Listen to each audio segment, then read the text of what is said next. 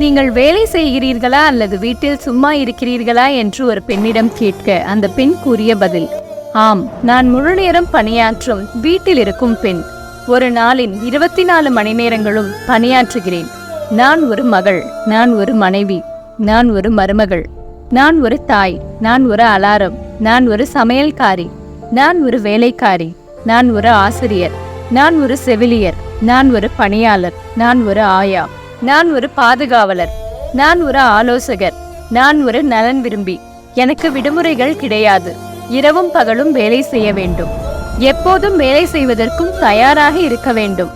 எப்போதும் என்னை நோக்கி வீசப்படும் கேள்வி, நாள் பூரா வீட்டுல சும்மாதானே இருக்க என்ற கேள்வியை எதிர்கொண்டபடி இதை கேட்கும் சகோதர சகோதரிகளே, உங்கள் வீட்டில் இருக்கும் பெண்ணுக்கு ஓய்வு கொடுங்கள். மன ரீதியாக பெண்மையை போற்றுவோம். வாழ்வது ஒருமுறை, வாழ்த்தட்டும் தலைமுறை.